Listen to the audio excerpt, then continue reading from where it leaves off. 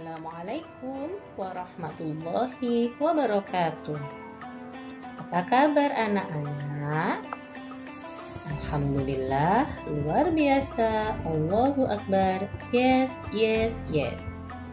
Alhamdulillah, semoga anak-anak beserta keluarga selalu dalam lindungan Allah Subhanahu wa Ta'ala. Anak-anak, jangan lupa untuk sholat 5 waktu ya. Kemudian baca Al-Quran. Dan anak-anak tetap berada di rumah. Ketika anak-anak keluar, jangan lupa memakai masker ya. Tetap jaga kesehatan. Anak-anakku yang solih-solihah, hari ini kita akan mempelajari mata pelajaran akidah akhlak dengan materi bersyukur. Diperhatikan dengan baik ya untuk materi hari ini. Disimak ya anak-anakku yang solih-solihah. Pengertian bersyukur. Allah menciptakan manusia dengan bentuk yang paling sempurna. Manusia berbeda dengan makhluk lainnya. Manusia diberi akal untuk berpikir sehingga dapat membedakan yang baik dan yang buruk. Oleh karena itu, sudah seharusnya kita bersyukur kepada Allah. Jadi, manusia itu berbeda dengan makhluk yang lainnya. Kita diberikan akal untuk berpikir. Oleh sebab itu, kita diberikan perintah untuk selalu beribadah kepada Allah. Itu adalah salah satu bentuk syukur kita kepada Allah.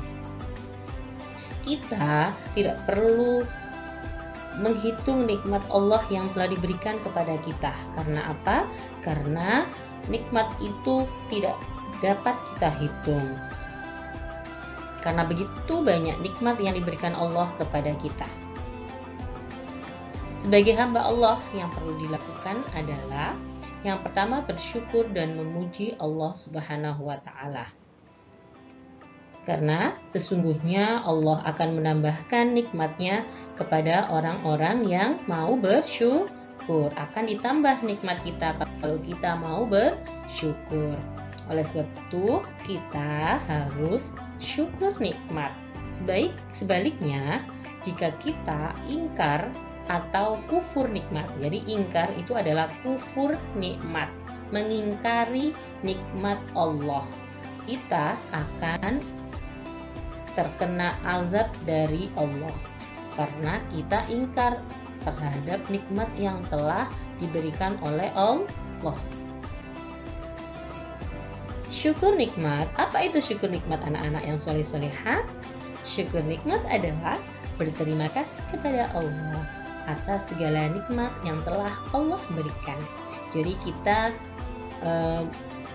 bersyukur memuji kepada Allah bahwa kita sudah diberikan banyak sekali nikmat oleh Allah. Makanya itu disebut dengan syukur nikmat. Allah selalu mencurahkan nikmatnya kepada kita dengan bermacam-macam nikmat yang tidak dapat terhitung jumlahnya. Syukur nikmat. Nikmat Allah itu ada banyak macamnya ya. Akan kita bahas setelah ini. Macam-macam nikmat Allah dan cara mensyukurinya. Yang pertama adalah nikmat jasmani. Allah memberikan kita nikmat jasmani itu berupa tubuh kita. Jadi jasmani adalah sebutan untuk tubuh atau badan kita. Allah telah memberikan tubuh yang baik dan sempurna yang terdiri dari jantung yang memompah darah ke seluruh tubuh, telinga untuk mendengar, mata untuk melihat, kaki untuk berjalan, tangan untuk memegang, mulut untuk berbicara, hidung untuk mencium, dan banyak lagi bagian tubuh yang tidak mungkin disebutkan satu persatu. Jika ada satu bagian saja dalam tubuh kita tidak berfungsi dengan baik, maka akan mempengaruhi organ yang lainnya. Misalnya saja, anak-anak tahu kan sekarang lagi wabah virus corona. Anak-anak kalau terjangkit virus corona ini, ada salah satu saja nikmat yang dicabut oleh Allah. Contohnya, ketika kita terkena virus itu, kemudian kita tidak bisa mencium bau. Jadi hidung kita tidak bisa mencium bau. Itu saja nikmat yang tidak bisa diberikan oleh Allah, yang tidak bisa kita lakukan. Kita akan merasa sangat kesulitan karena tidak bisa mencium bau-bau yang ada di sekitar kita. Nah, itu saja, satu saja nikmat yang dicabut oleh Allah, kita akan kita akan merasa kesusahan. Apalagi beberapa nikmat yang kita cabut. Jadi nikmat lain yang dicabut, contohnya ada beberapa, maaf ya, teman kita mungkin saudara atau yang lainnya mengalami dan salah satu anggota tubuhnya yang tidak bisa berfungsi, mungkin tidak bisa melihat, mereka pasti kesusahan. Oleh sebab itu kita harus benar-benar bersyukur dan kita harus bisa saling tolong menolong. Jadi, adapun cara mensyukuri nikmat jasmani antara lain, yang pertama, menjaga kebersihan tubuh kita agar tidak terkena penyakit.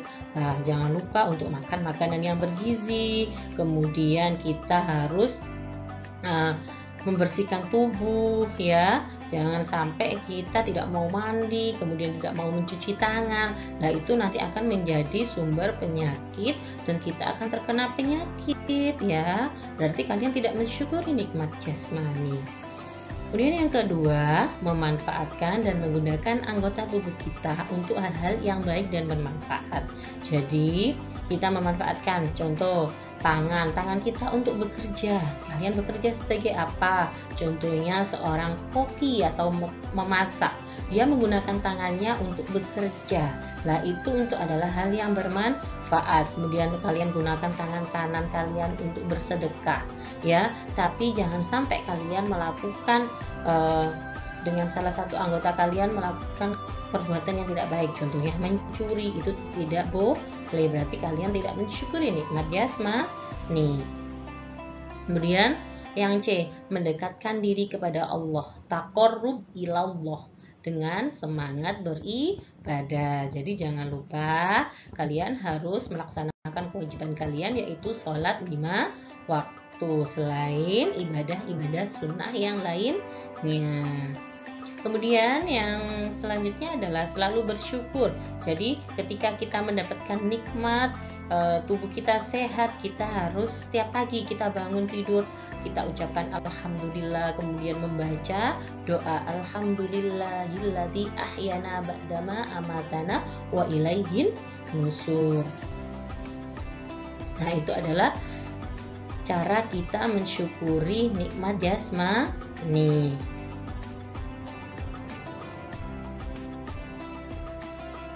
Kemudian yang kedua adalah nikmat rohani.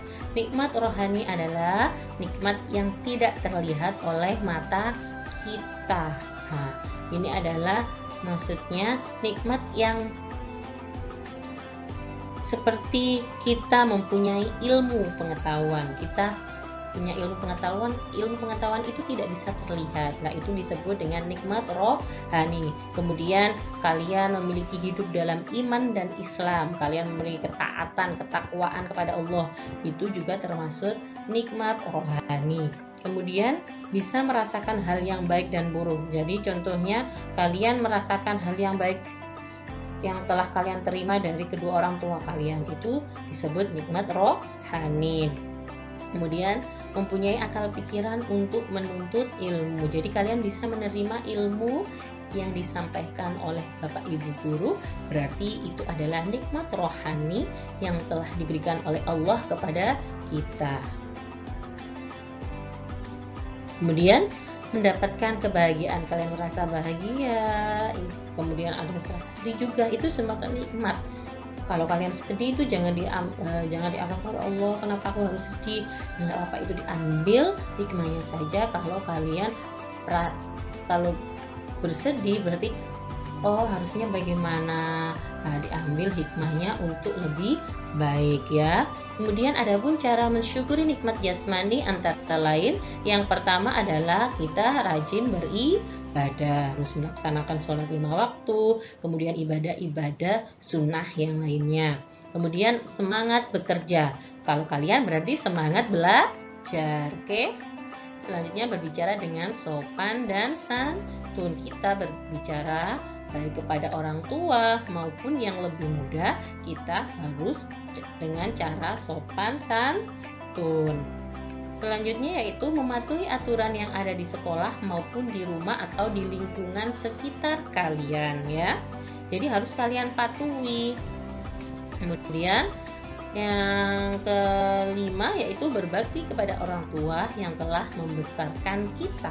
Jadi dengan cara kalian berbakti kepada orang tua, itu cara kalian mensyukuri nikmat rohani.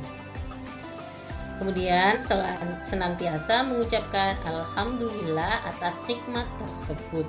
Jangan lupa selalu mengucapkan alhamdulillah dalam setiap kegiatan yang telah kalian selesaikan dengan baik ya anak-anak.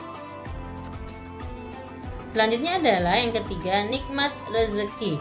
Apa sih rezeki? Rezeki adalah pemberian dan anugerah dari Allah Subhanahu wa Ta'ala yang diberikan kepada manusia. Termasuk nikmat rezeki yaitu harta benda. Jadi harta benda yang kita miliki itu adalah rezeki dari Allah Subhanahu wa Ta'ala yang telah diberikan Allah kepada kita.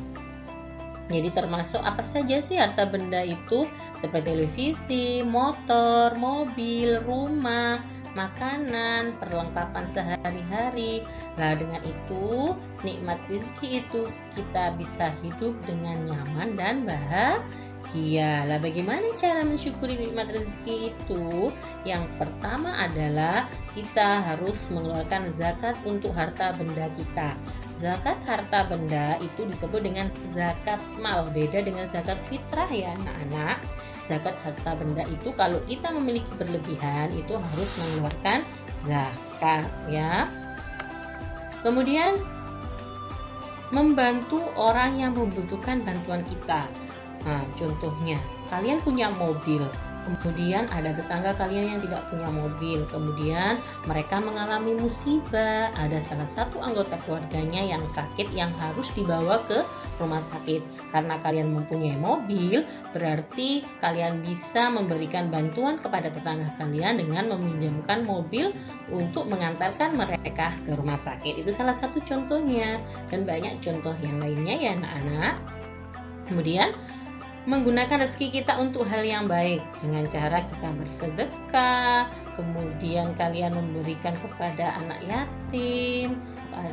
yatim piatu, kemudian kepada orang-orang yang tidak mampu. Gunakan rezeki itu untuk hal-hal yang baik, untuk membangun masjid, untuk hal-hal yang di jalan Allah ya. Kemudian merawat harta benda yang kita miliki. Contohnya kalian sudah punya rumah. Berarti kalau sudah punya rumah itu berarti kalian harus apa? Harus merawat, harus membersihkan. Jangan sampai kalau sudah punya rumah kalian tidak mau membersihkannya.